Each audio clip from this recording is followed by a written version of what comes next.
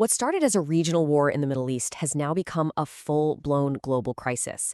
Today, we're going to break down day 12 of this escalating conflict between Iran and the U.S.-Israeli alliance, and we're going to see how every single move is sending ripple effects thousands of miles away. We're jumping right into day 12 because, frankly, things are escalating, and fast. From drone attacks on major airports to missile strikes on commercial ships, this is not a contained conflict anymore. So the first big development is happening out at sea. 3 commercial ships have just been hit by projectiles in the Gulf. Now, this is a direct shot at the global economy, targeting the vital shipping lanes that, keep world trade moving. And at the very same time, the war is getting wider on land. Israel has launched a new wave of strikes, and they're hitting targets not just in Iran, but across Lebanon too. This signals a really dangerous new phase, one that could easily pull in other countries and shake up the whole region. And then there's this, which is pretty startling. 2 drones were intercepted right near Dubai's International Airport. We're not talking about some remote military base here.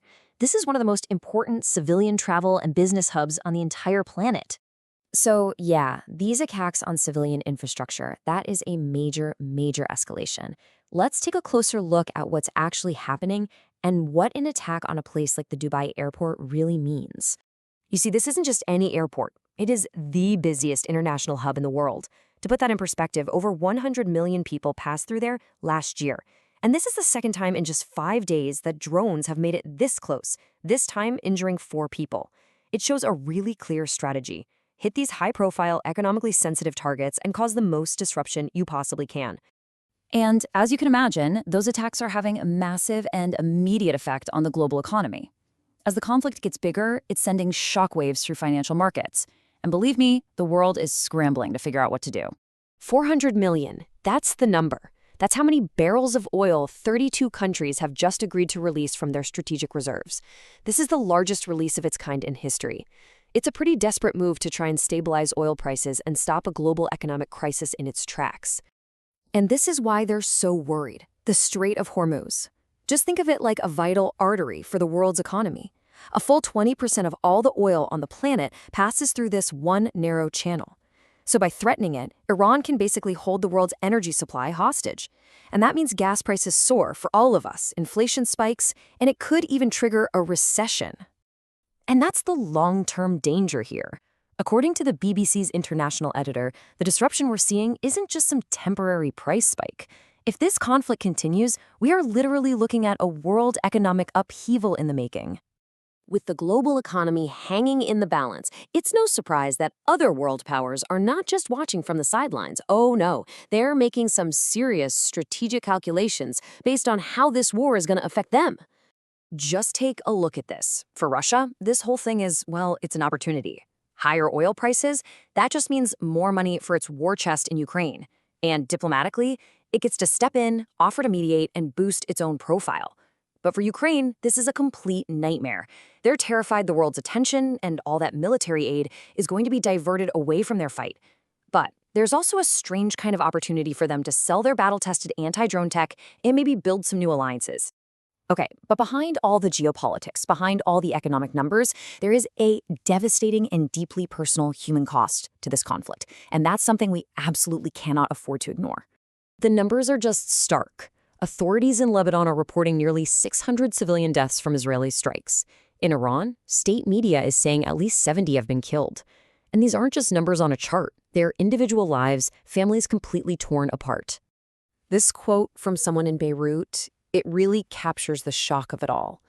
A strike hit an apartment building in a wealthy residential area that people always thought was safe. And just like that, overnight, the feeling that anywhere is safe has just been shattered.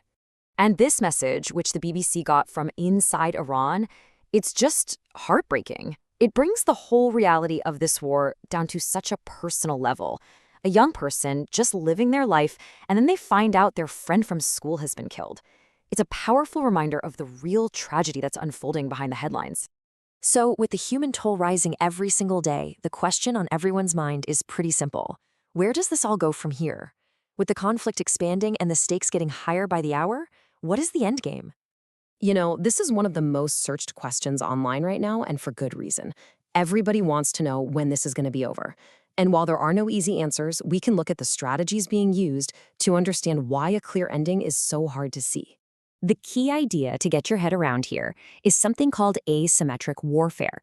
See, Iran knows it cannot win a direct head-to-head fight against the combined military power of the US and Israel.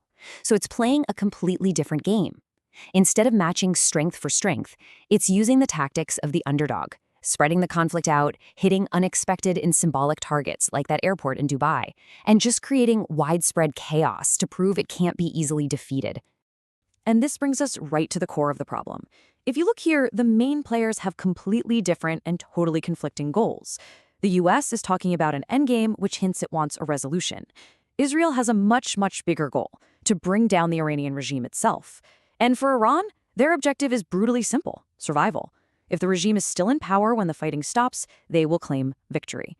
So that leaves us with this final critical question. When each side is operating on a different timeline, with a totally different definition of what winning even means, it all just comes down to endurance. In a war of survival, who can outlast the others?